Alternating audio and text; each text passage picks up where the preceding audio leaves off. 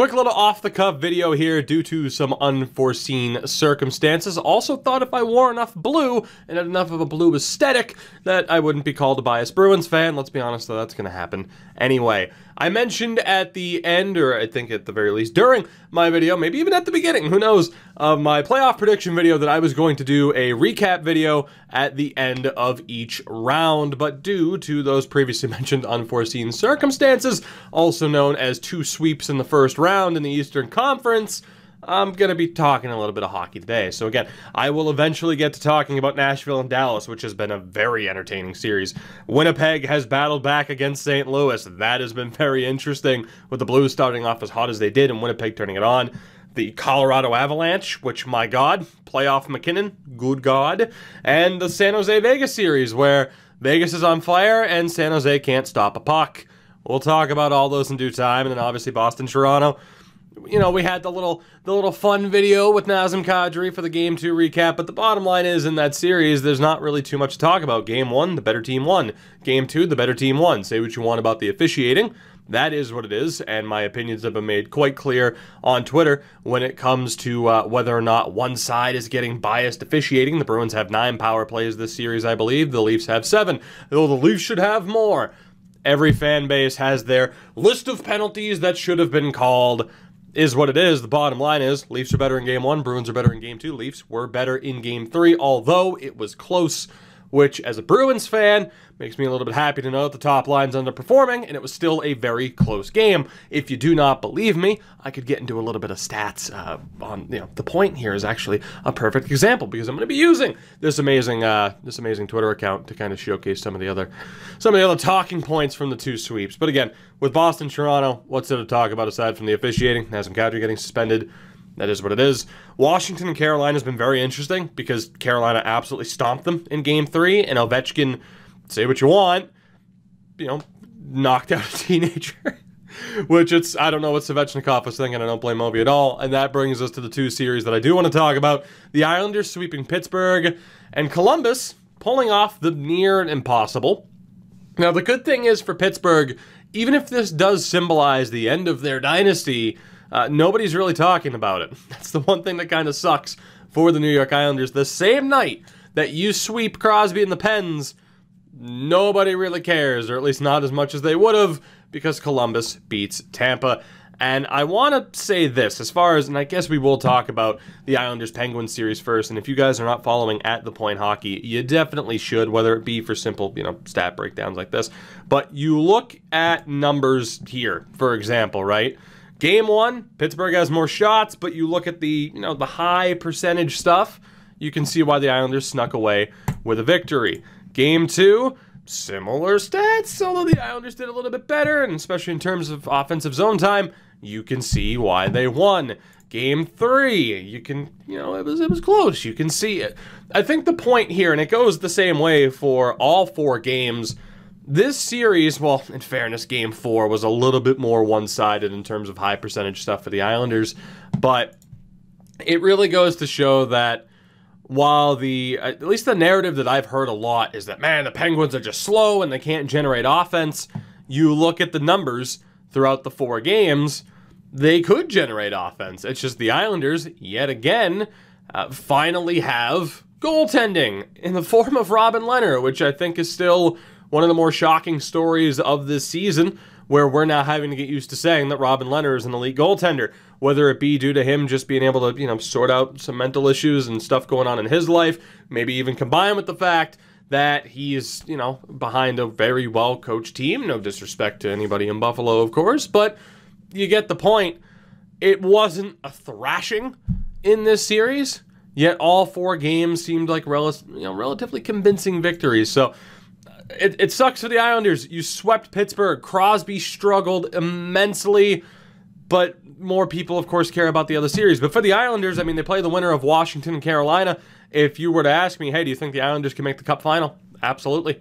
Do I think the Islanders could beat Washington or Carolina at this point? Yes. And the bottom line is, whoever makes it out of this series between Columbus against either Boston or Toronto, they are going to be beaten to shit. They are going to be very tired, and it's going to be very interesting to see if whatever team comes out of the top half of the bracket can deal with the Islanders. That's not to say that, or hell, it could be Carolina. I've been doubting Carolina, and I doubted them in this matchup because of their goaltending. It is wide open. I was asked tonight on stream who the favorite is at this point. There is no favorite. If you were to ask me, do I think Nashville can make the Cup final? Yes. Can Dallas make the Cup final? Yes, yes, yes. Yeah, the goaltending's a bit shaky. Although Mike Smith was great. Yes, absolutely not. And yes, the only team that I am doubting right now that could, to make the Cup final is San Jose, because Martin Jones and Aaron Dell have been non-existent.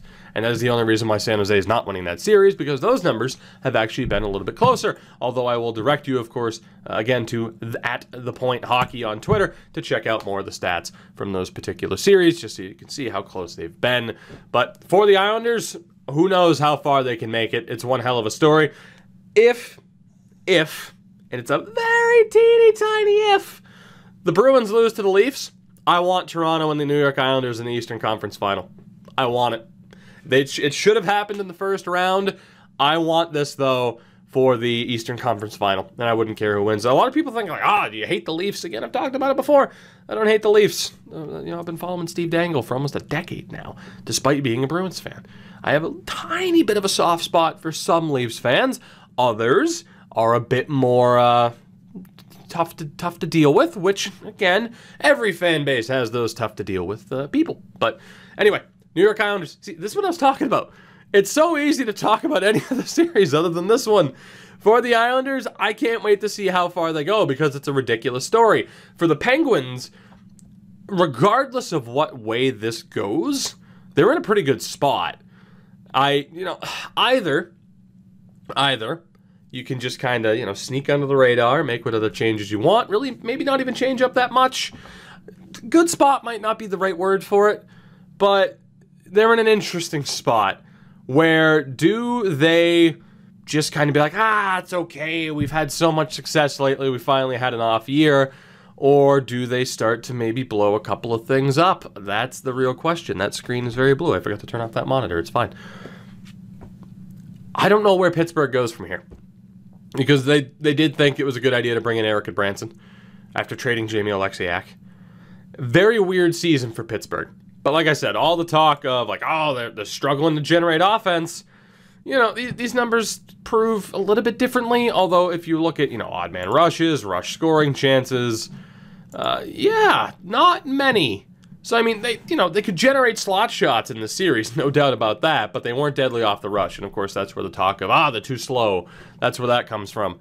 But what they do this offseason, I have no idea. Can they trust Matt Murray to be the franchise goaltender? They kind of have to. How crazy do they go with retooling or rebuilding? It's just a matter of what extreme they want to go to. But in terms of like, someone going to get fired over this? Probably not, because again, that built-in excuse of, we've had so much success, let's just have an early offseason. We still made the playoffs. I think that could be there. And the further the Islanders go, the less of an embarrassment we'll say it is. Whereas it doesn't really matter how far Columbus goes. The 62-win Tampa Bay Lightning have been swept. And my thoughts on this series, relatively straightforward. Tampa blew it. But in saying that, that does not discredit what the Blue Jackets were able to accomplish. A struggling Tampa team is still a team that you have to work towards putting down for good, and the Blue Jackets were more than good enough to do that. Whether or not it comes down to coaching, I personally don't blame John Cooper, because my opinion is pretty straightforward. If you have to motivate a 62-win team to be like, let's go, boys, playoffs, like if you have to do that, if you have to give a Herb Brooks speech to the Tampa Bay Lightning after they collapse in Game 1, that team is going nowhere anyway in terms of the postseason. Now, obviously, it's shocking because of the regular season success. And you could argue, like, Cooper should have mixed up lines or whatever else. Maybe. But at the end of the day, it doesn't matter who Steven Stamkos is playing with. It doesn't matter who Nikita Kucherov is playing with. They need to be producing. You could put Nikita Kucherov with two high schoolers. I don't care. It's Nikita Kucherov. You need to at least do something in this series. And he didn't. And I don't know. I mean, you factor in Vasilevsky certainly wasn't on point. You factor in that Victor Hedman was nowhere near 100% and never should have played in the first two games. everything that could have gone wrong for Tampa did, and everything that really could have gone right for Columbus did. And again, it's another thing where you look at the stats. Game 1, Tampa did pretty damn well. And then in the second they fell off a cliff, they never recovered. Game 2 was not really close. Zone time, sure. Shots, sure. That little third set of numbers there kind of speaks for itself. And then, I mean, just, it's astonishing. It's absolutely astonishing. Game 3 was a little bit closer, obviously, but a 3-1 final. And then obviously Game 4 got out of hand. There were 3 empty net goals. It was much, much closer than what that indicates. It's not as if Tampa was decimated in terms of play throughout the entirety of this series. It's that, again, Columbus were good enough. That's what I said at the start, right? When I started talking about this, is that even a underperforming Tampa team is still a dangerous team if you let them off the hook. You have to be good enough to stop them from getting back up. And again, Columbus is good enough to do that. And in terms of people talking about like, oh my God, will this now be the way to do it, going all in? I mean, GMs kind of went all in anyway. I mean, sure, you can talk about Columbus. Columbus is a bit of a different situation because even if they win the cup, I think odds are Bobrovsky and Panarin are gone, especially Bobrovsky. So going for it for them wasn't this bold move. This is pretty much your one chance to do it. Now, it's a little bit different if you say the Leafs. You're not going to be like, oh yeah, let's trade Rasmus Sandin and Liljegren and everybody. We're going for it. Like, no, they have, they have the time to be a little bit more patient. It's just astonishing what happened to Tampa in terms of teams who have been successful, dominant in the regular season. They often don't go on to win. I, again, thought Tampa would win this. The stats, again, for most of the games were relatively close. I don't think anybody expected them to lose like this, though. And, safe pick to say that they were going to win. On paper, obviously the best team, but that was one thing I really wanted to hammer home when I made my picks as far as the bracket and everything, is that I could see any one of these series going any direction. If you were to say, hey, Nashville's going to win, Dallas is going to win, yeah, I'd believe you. Calgary's going to win, Colorado's going to win, I'd believe you. San Jose, I certainly didn't think the goaltending would be this bad. I even said I could see Carolina beating Washington. And considering they won Game 3 by the score of 5-0, that might not be too far off. But just the way that Tampa lost, it is... I talked about how interesting Pittsburgh's offseason is going to be. What the hell are the Lightning going to do in terms of who stays, who goes? They obviously have some contracts due. I don't know if we see full sale changes. And I was joking around on Twitter before, but it is very interesting that, for all the credit Steve Yzerman gets, this was his team that crumbled. There's only been one move made since he left, and that was the acquisition of Jan Rutta from Chicago. This was Yzerman's team. And on paper, just in regular season, just perfection. And then to see them crumble like they did, and again, that's not to discredit Columbus whatsoever. It's astonishing. It is the worst collapse in NHL history. And I have witnessed this team right here blow a 3-0 series lead. I have witnessed this team right here give up 2 goals in 17 seconds and lose in Game 6 of the Stanley Cup Final on home ice. Thankfully, though, that no longer stands as the worst collapse until a team, blows a 3-0 lead. Like, even then, like, it's going to be tough to beat Tampa in terms of just how much promise you had and how much you squandered it.